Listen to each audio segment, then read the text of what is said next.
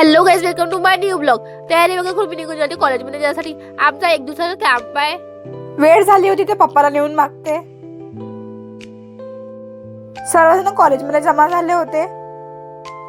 थोड्या वेळात आम्ही निघून जातो बसकडे जायसाठी आणि आम्ही सर्वजण येऊन जातो पोलीस स्टेशन कडे आणि इथून बसा लागल्या होत्या कॅम्पला जायसाठी. मी तर फर्स्ट सीटवरच बसली होती आणि मला आज टूरला चालल्यासारखं वाटत होतं. थोड्या वेळात आम्ही नक्षीला पोहोचून जातो. मग चालले जातो आम्ही कार्यक्रमाकडे. सर्वात पहिले तर आम्ही नाश्ता करायला येऊन जातो.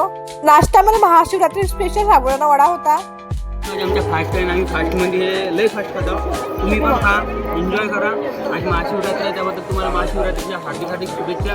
आमची मंडळी बोलतात यांचे पण खाण्यावर लक्ष आहे.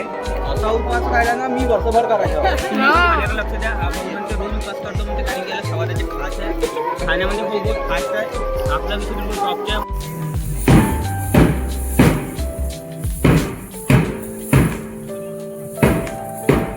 आणि नक्षी गावामध्ये पहिल्यांदाच एवढा मोठा कार्यक्रम आयोजित करण्यात आला होता. थोड्या वेळात पाहुण्यांचे आगमन पण झाले होते.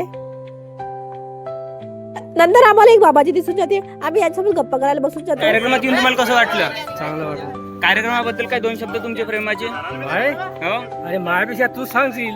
मी तर सांगू शकतो जी. आम्हाला काय सांगता येईल? तुम्हाला माहिती आहे जी आमच्याशी जास्त तुम्हाला माहिती. कार्यक्रमात कसं वाटतं तुम्हाला आता?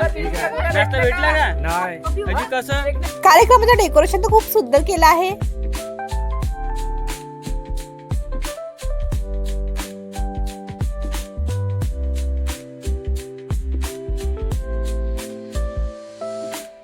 हे छोटे छोटे मुलं वेगवेगळे वेशभूषा करून आले होते.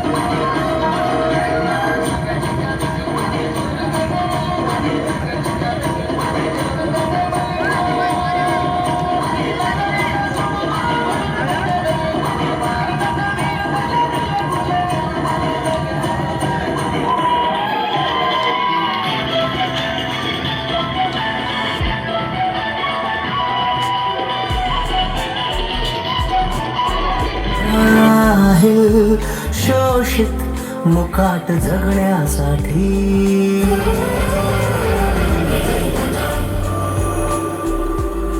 पंख मोकळे असतो आकाशावर उडण्यासाठी सत्याला गाव आज आत्मविश्वासाने भविष्याकडे वाटचाल करीत आहे. हीच आहे नक्षी, संस्कृतीची ओळख, परंपरेची नक्षी आणि प्रगतीची दिशा. गावाची प्रगती ही केवळ रस्ते, वीज आणि पाण्यावरच अवलंबून नसते, तर न्याय, हक्क आणि संधी प्रत्येकापर्यंत पोहोचणे गरजेचे असते. नक्षी आणि परिसरातील अनेक गावांना दरवर्षी पुराचा सामना करावा लागतो. घरांमध्ये पाणी शिरते. मांगली गावात तर पावसाळ्यात 8 ते 10 दिवस संपर्क तुटतो. त्यामुळे पुनर्वसन आणि संरक्षण भिंतीची गरज तीव्रतेने जाणवते. या गावामध्ये पूर येतो. जवळपास 8 ते 10 दिवस तालुक्याशी आमचा संपर्क तुटतो. एखाद्या व्यक्तीचं जर तब्येत बिघडली तर कुठं दवाखान्यापर्यंत नेण्याची समस्या आहे. मागच्या पावसाळ्यामध्ये एका गरोदर बाईचा वेदना चालू झाल्या होत्या, परंतु तिला जायला आम्हाला रस्ता नव्हता. एवढी भयानक परिस्थिती. आता जिथे आपण उभे आहोत तिथं जवळपास टोंगरभर ते कंबरभर पाणी इथं येतं. आम्ही किती म्हणतो का आमचा गाव गेला पाहिजे, आम्हाला चांगले सोयीची रोडच्या ठिकाणी चांगल्या ठिकाणी जागा भेटली पाहिजे. एवढ्याला पाणी येते, लेकरं बार अडतात तिकडं. मग सांगा ना आता तुम्ही, तर नाही काहीतरी फिकीर या गावाची. आम्हाला ह्या नदीमुळे खूप त्रास आहे आणि जोपर्यंत संरक्षण भिंत होणार नाही तोपर्यंत गावात येणारं पाणी पूर्णपणे गावात येतं आमच्या घरामध्ये घुसते. लवकरात लवकर संरक्षण भिंत बांधण्याची पूर गावात येतं का घरापर्यंत आतमध्ये बघते. आमच्या अंगणात राहते पाणी पावसाळ्यामध्ये पूर आला पूर्ण त्या मंदिरापर्यंत तिकडे अनेक कुटुंबे घरकुल व घरपट्ट्याच्या प्रतीक्षेत आहेत. आता 25-30 वर्ष झाले घरकुल मिळालं तर आता आमची सलाब गरते तर आता आम्ही म्हणलं आम्हाला घरकुल पाहिजे बा. पूर्ण अशी सलाब गरते बरसाती मध्ये असं बसायला जागा नाही राहत. तर आमची अपेक्षा आता आम्हाला हे आमची घरकुलचीच अपेक्षा आहे, राहण्याची सोय. दिव्यांग बांधवांना आवश्यक सुविधा पूर्णपणे मिळणे गरजेचे आहे. झुडपी जंगल पट्ट्यांचे प्रश्न अजूनही प्रलंबितच आहे. कमीत कमी 70 वर्ष झाले माझ्या बाबाच्या काळापासून आहे, आजोबाच्या. तरी आम्हाला आजपर्यंत पट्टे मिळालेले नाही. फक्त पट्टे नसल्यामुळे सरकारमध्ये की पट्टे जंगली झुडपामध्ये पुन्हा बांधलं ते काच ठाऊ. आता हे मी आपल्या हातावर केलं. 80 वर्षाच्या पहिलेपासून इथे अतिक्रमण मध्ये हे लोक राहत आहेत. आता ग्रामपंचायत आणि सर्वेच्या अनुसार हा जो भाग आहे हा झुडपी जंगल म्हणून घेतलेला आहे. आणि झुडपी जंगल असल्यामुळे यांना घराचे पट्टे दिले जात नाही. या सर्व मंडळींची इथे जी घरं आहेत यांना पट्ट्यांची आवश्यकता आहे आणि पट्टे मिळाल्याशिवाय यांना घरकुल मिळणार नाही किंवा पट्ट्याचा लाभ मिळणार नाही. त्यामुळे पट्टा मिळण्यासाठी झुडपी जंगलाच्या अतिक्रमण मधून यांना काढणं, याच्या आरक्षित जागेवरून काढणं. कार्यक्रमाची सुरुवात रोपट्यांना पाणी देऊन झाली. त्या भूमीत संस्कार, संवेदनशीलता आणि समृद्धी होते. समाज विकासासोबत पर्यावरण संवर्धनाची जाणीव दृढ करण्याचा हा एक सुंदर आणि सकारात्मक संदेश आहे.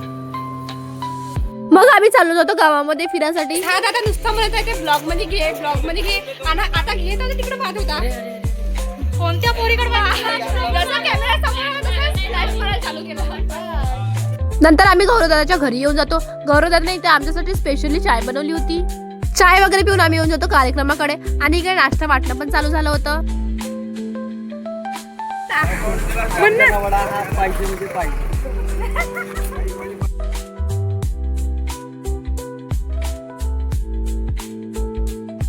हा दादा म्हणत होता मला ब्लॉग मध्ये घे, याला पण ब्लॉग मध्ये घेऊन घेते.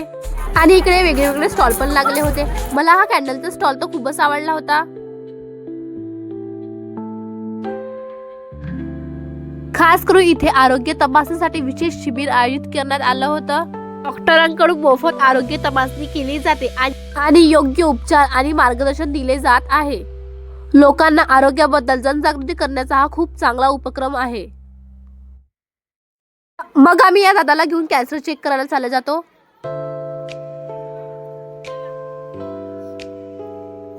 डॉक्टरांनी या दादाला खूप चांगलं मार्गदर्शन दिलं.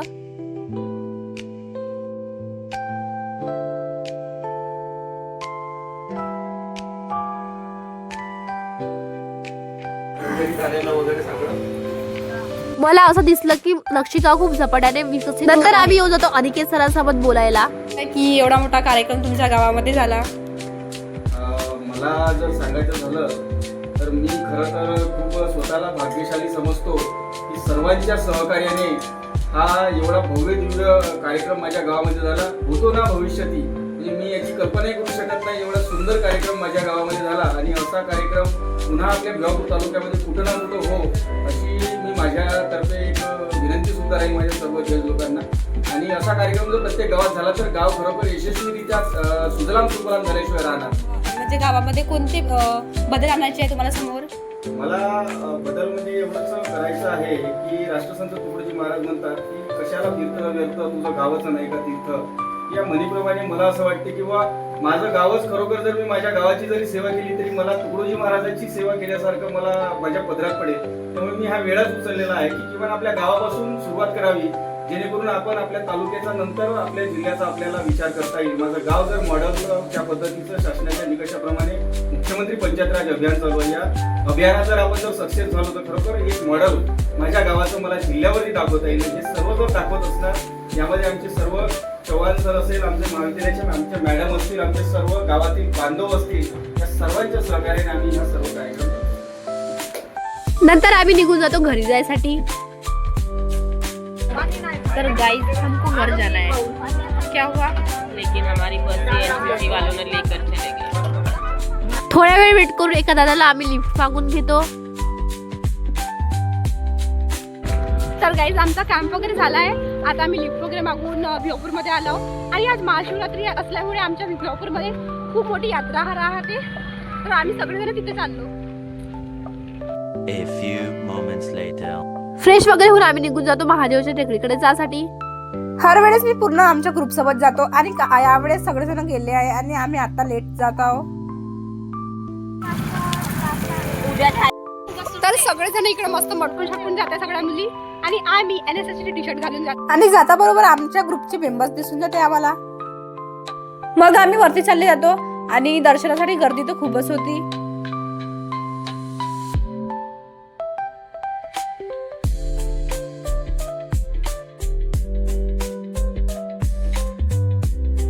थोड्या वेळात आम्ही निघून जातो खाली जासाठी. इकडे आमची चप्पल चोरी नाही गेली पाहिजे म्हणून आम्ही कचऱ्यामध्ये लपवून ठेवली होती. इकडे रील्सवर साक्षी दिसून जाते. ते माझा व्हिडिओ काढत होते आणि मी तिचा व्हिडिओ काढत होतो.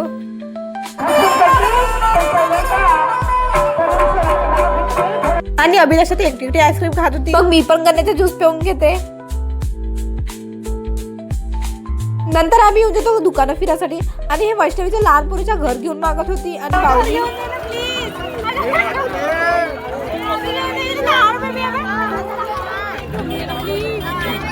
इकडे त्रिशूल पण आला होता.